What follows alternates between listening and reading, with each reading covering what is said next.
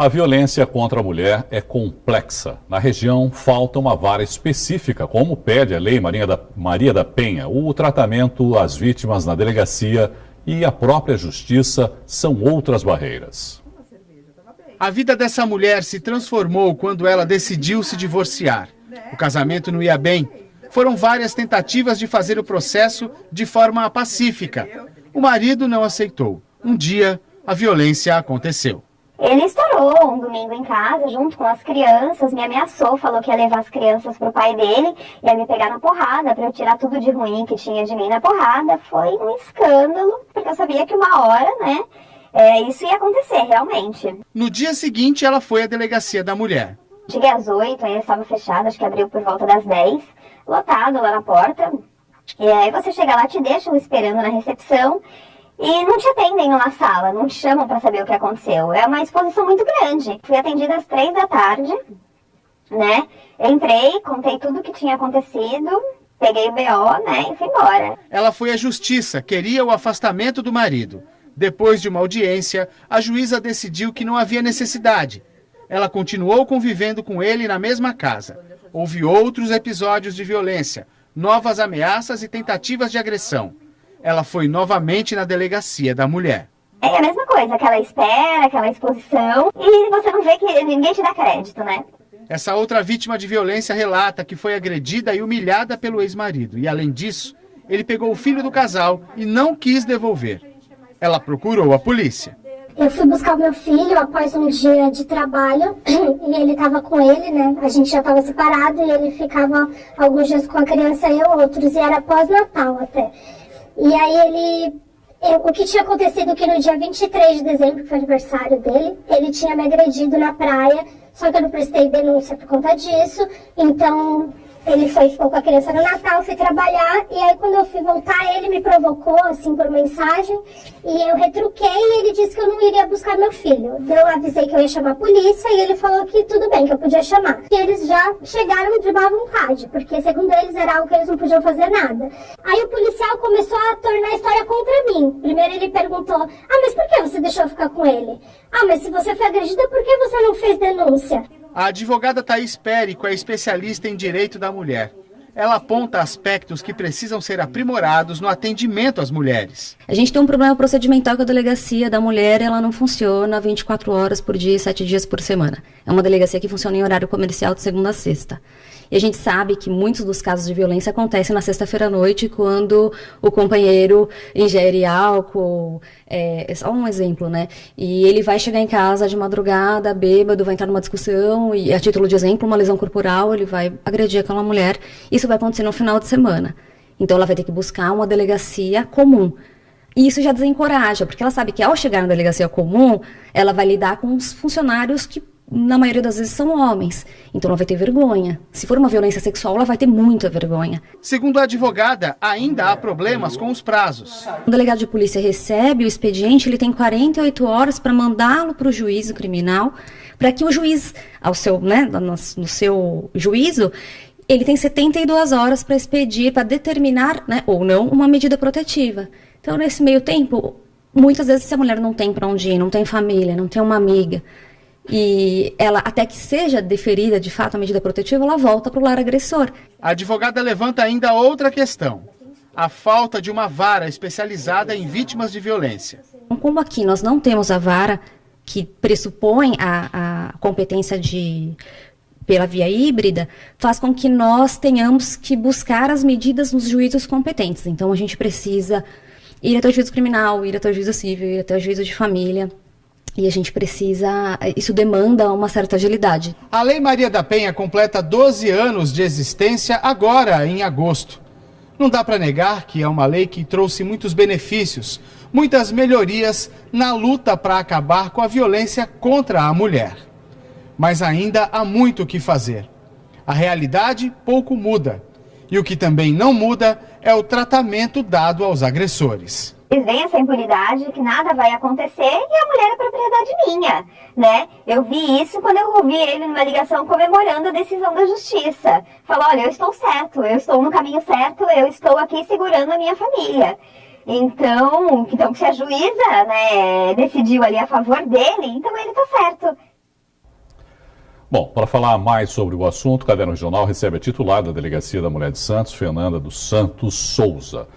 Doutora, boa noite, obrigado, viu, por participar aqui com a gente. A Delegacia da Mulher não funciona nos finais de semana, doutora? Isso.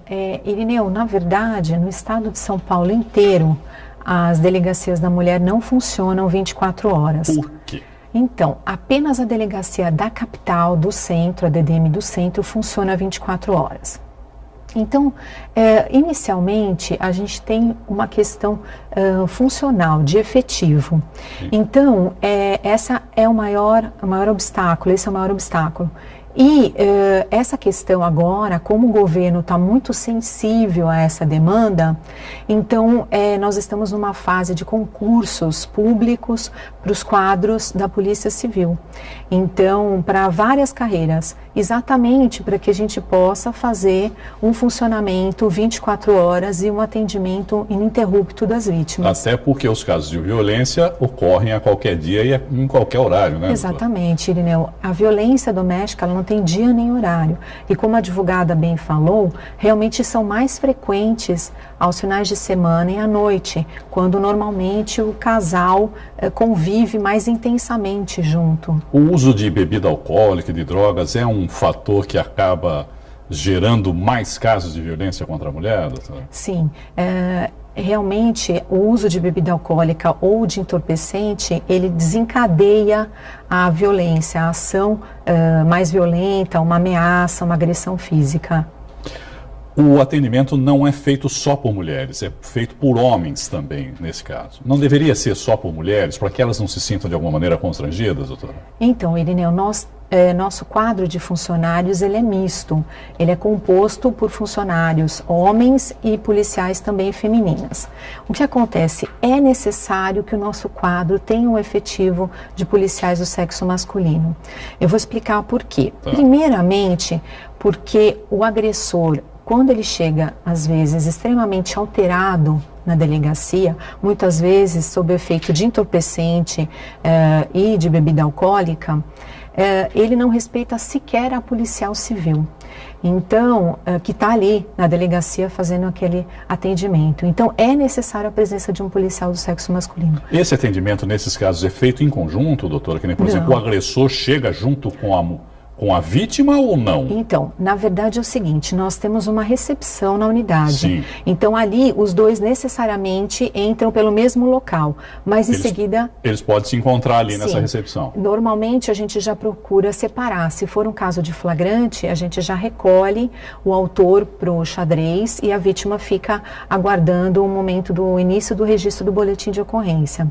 E é importante ressaltar também, Irineu, que existem policiais, os que trabalham na Delegacia da Mulher do sexo masculino, eles são extremamente sensíveis. Então, eles estão trabalhando na Delegacia da Mulher exatamente porque tem afinidade com aquele serviço.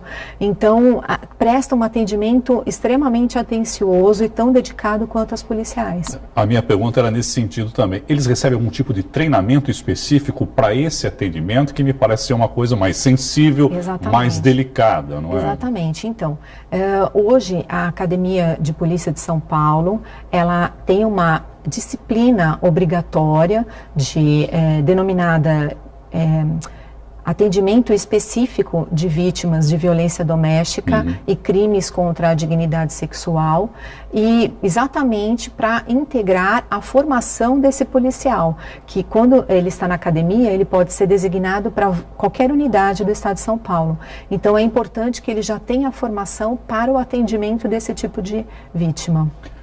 A Márcia Tique, que é psicóloga, participa dos programas aqui, que a senhora conhece, participou ontem aqui comigo do Caderno Regional, e nós abordamos o fato de que é comum a mulher se sentir culpada, mesmo ela sendo a vítima, ela se sente culpada.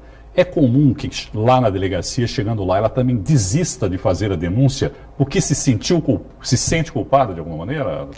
Sim, a gente tem, não é comum, mas a gente tem alguns casos que a vítima, ela chega na delegacia com dúvida.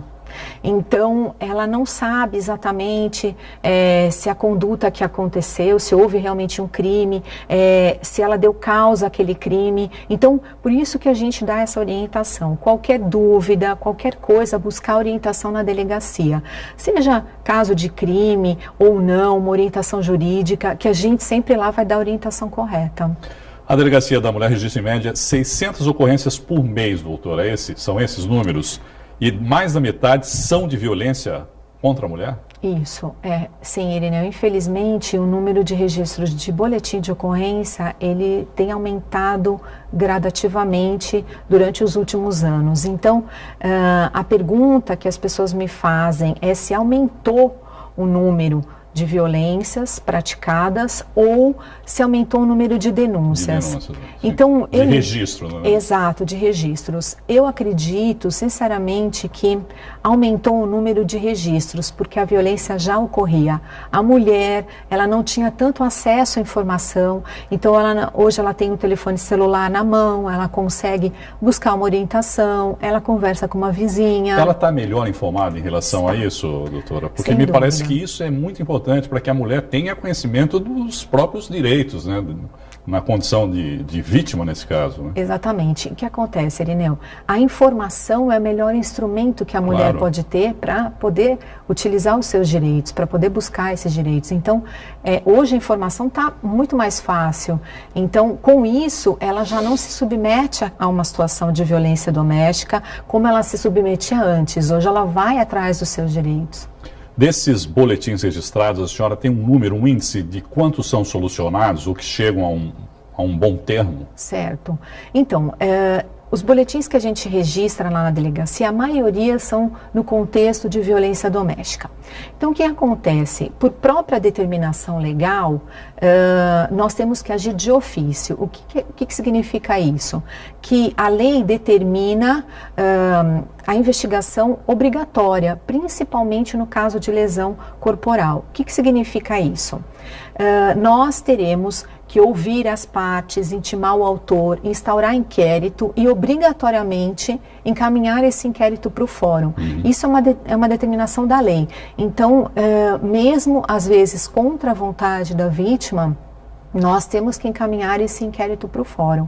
Então, os casos... Que é o correto, não é? Que é o correto, exatamente. Tem que se dar andamento, né? Exato. Há notícia de um crime de lesão dentro do ambiente familiar, que muitas vezes é na frente do filho, que vai deixar traumas, sequelas. E esse tipo de conflito, né, acaba envolvendo a família como um todo, né? Todo mundo acaba, de alguma maneira, se prejudicando, né? Exatamente. Às vezes as ameaças se estendem à mãe da vítima, ao genitor da vítima. Então é um contexto familiar que é todo negligenciado por aquela questão de violência. A senhora concorda que existe realmente a falta de uma vara especializada?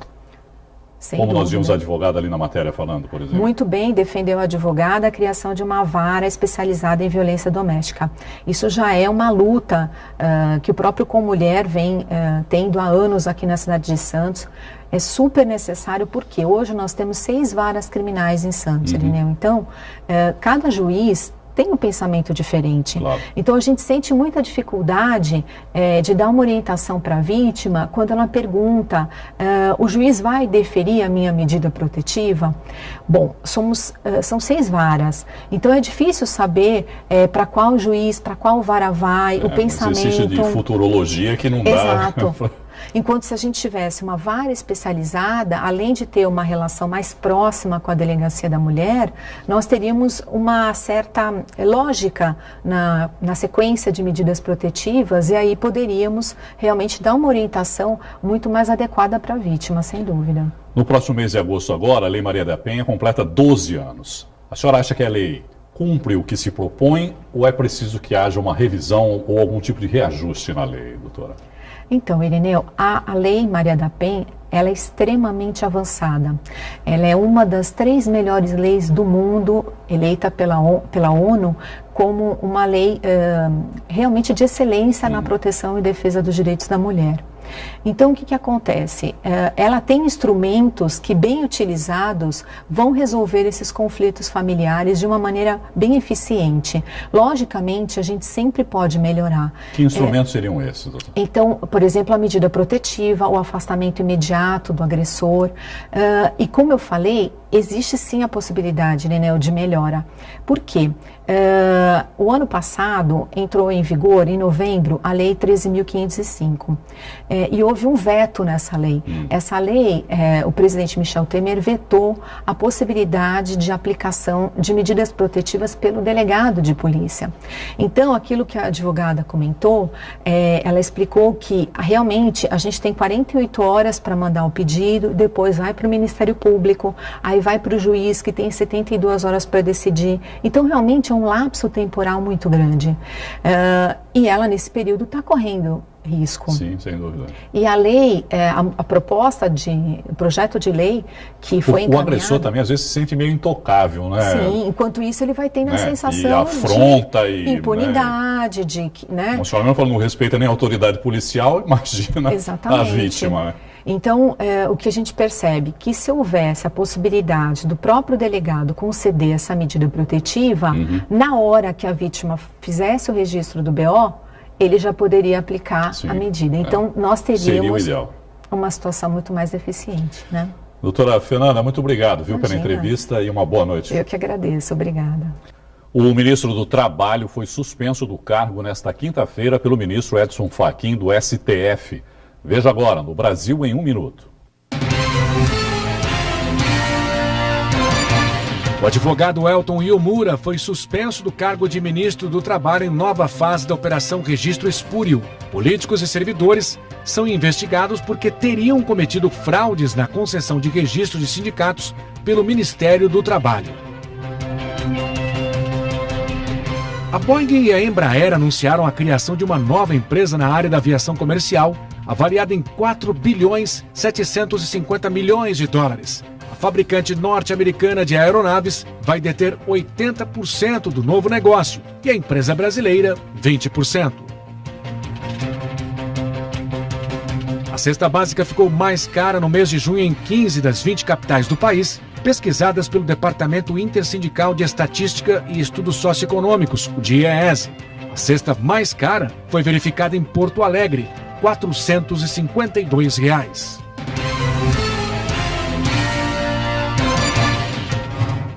A 4ª unidade do Poupa Tempo na Baixada Santista já começou a funcionar em São Vicente. O posto fica no Shopping Brisamar, na rua Frei Gaspar, 365, no centro. A partir de amanhã, o atendimento acontece das 8 da manhã até as 5 da tarde e aos sábados das 8 da manhã à 1 da tarde. A unidade oferece serviços como carteiras de identidade e de motorista. As inscrições para 9 cursos gratuitos da oficina Pagu devem ser feitas até a próxima terça-feira.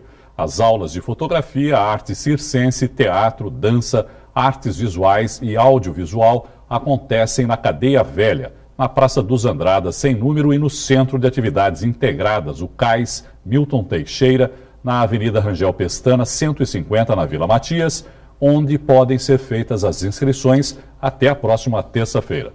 O cadastramento também vai estar disponível no site www.egov.santos.sp.gov.br/Fábrica Cultural. O Hemonúcleo de Santos recebe doações nos fins de semana, sempre no último sábado do mês. Excepcionalmente, no próximo dia 7, as portas estarão abertas para o núcleo jovem da Associação Comercial da cidade. É uma idealização feita pela Comissão de Mulher e Saúde, em conjunto com todos os membros e a nossa coordenação do núcleo. É a primeira vez que o núcleo jovem da Associação Comercial de Santos está desenvolvendo um projeto voltado à doação de sangue. E nada melhor do que a gente colocar à frente da cidade de Santos, da nossa região, os jovens que estão compromissados a colaborar, porque no meu entendimento eu acho que quem doa sangue doa uma nova oportunidade de vida. Cerca de 2% da população brasileira é doador de sangue com carteirinha, então eu acho que esses incentivos de órgãos, não só da cidade, da região, do estado e do Brasil, mostram a importância e a divulgação para as pessoas se incentivarem e serem um doador de sangue. Resumindo, então, Toda a coordenação da ACS Jovem estará presente no sábado. Sim, foi um sábado aberto excepcionalmente para a Associação Comercial, não estaria aberto, então, em contato o núcleo com a Coordenação de Mulher e Saúde, liderada pela Caroline Teixeira, que é diretora da Saúde da Universidade de Santa Cecília, abriram excepcionalmente essa data para nós irmos lá. Vai praticamente cerca de 60 pessoas, e do qual 20 pessoas serão doadores de sangue nesse dia. Obrigado, Marcelo. E você também pode colaborar. O Hemonúcleo de Santos, que funciona no Hospital Guilherme Álvaro, fica na rua Oswaldo Cruz 197, no Boqueirão. Na próxima segunda feriado não abre, mas de segunda a sexta abre das 8 ao meio-dia. E no último sábado do mês, também das 8 ao meio-dia. Participe. Carlos Lopes para Santa Cecília TV. O jogo da seleção brasileira contra a Bélgica pelas quartas de final da Copa do Mundo pode ser acompanhado por telões de LED às 3 da tarde nesta sexta-feira. A Prefeitura de Santos vai colocar aparelhos no Boulevard da Rua 15 e na Rua Cidade de Toledo, que vai ser interditada para o trânsito. A primeira partida do dia entre França e Uruguai também vai ser transmitida nos telões.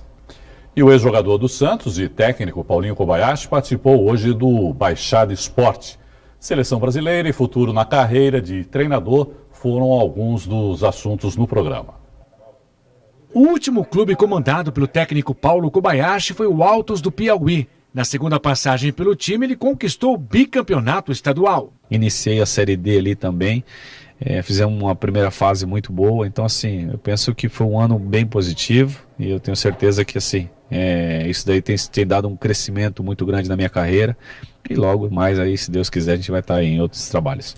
O ex-jogador do Santos dirigiu várias equipes no país. No currículo, Portuguesa Santista, Jabaquara, Imperatriz do Maranhão, Vila Nova de Goiás, entre outros. Como bom torcedor, Paulo Kobayashi também está de olho na seleção brasileira. Ele acredita num bom resultado amanhã contra a Bélgica pelas quartas de final da Copa da Rússia. Penso que vai ser um jogo difícil para o Brasil, né? Apesar que o Brasil vem num crescente, vem muito bem, mas a Bélgica talvez não pegou um adversário do nível do Brasil, então penso que eles vão talvez segurar um pouco mais, marcar um pouco mais forte principalmente, então vai dificultar um pouco para o Brasil, mas acho que o posicionamento do Brasil, o que o Tite tem feito aí com os jogadores, tirando o máximo deles, eu tenho certeza que nós vamos conseguir a vitória, mas não vai ser um jogo fácil. E mais um capítulo da instabilidade na política do Santos Futebol Clube. O candidato à presidência do clube na última eleição, Andrés Rueda, deixou o comitê de gestão. Um dos motivos alegados é que ele não concorda com métodos aplicados pelo presidente José Carlos Pérez à frente do Alvinegro. Domingo tem a 7ª edição da Subida Vertical do Monte Serra. Pela primeira vez, um para-atleta participa da prova. Tiago foi atropelado por uma moto e perdeu a perna esquerda. Ele ficou 3 dias na UTI, inconsciente. Quando acordou, o membro já tinha sido amputado. Claro que isso tudo causou um grande impacto na vida dele, mas logo que se recuperou, percebeu que não podia se deixar abater. A força veio da fé e do esporte. Eu trabalhava com segurança privada, né? Tanto segurança privada como escolta patrimonial, como escolta armada. E eu estava parado no Jardim Piratininga, na Lemoa. Tinha ido resolver uma questão da empresa lá, mediar um conflito entre 2 funcionários. E estava parado, no meio fio, um motoqueiro me atropelou. Eu não vi o acidente. Acordei depois de 3 dias na Santa Casa, já estava amputado. E na hora foi impacto, mas eu me apeguei com Deus, pedi força e pedi para que ele me ajudasse, porque seria mais difícil. Logo de imediato eu me envolvi com o esporte adaptado, com futebol de amputados. Na sequência conheci o vôlei paralímpico, a qual eu joguei e eu creio que questão de 2 meses eu já estava envolvido com o esporte. E um esporte levou a outro. Hoje Tiago é para-atleta de pedestrianismo do Santos Futebol Clube. Participa de várias corridas em todo o Brasil. E agora se prepara para um desafio inédito. Uma corrida morro acima. Bora! A subida vertical do Monte Serra não é brincadeira. São mais de 400 degraus. É a primeira vez que uma pessoa com deficiência participa dessa prova. Como a ponteira da muleta é reta, então às vezes dá um desequilíbrio, tudo, e tem que o visual tem que estar funcionando bem, tem que olhar sempre onde está colocando a muleta, né? A história do Thiago é realmente um exemplo. Quem vê ele treinando assim, super motivado, subindo essas escadas, deve pensar, isso aqui não é para qualquer um. É só para quem sabe transformar coisas ruins em coisas boas.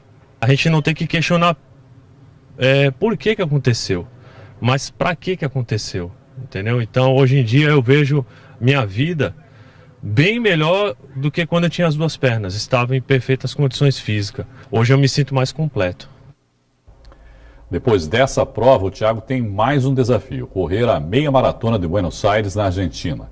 E ele está precisando de patrocínio.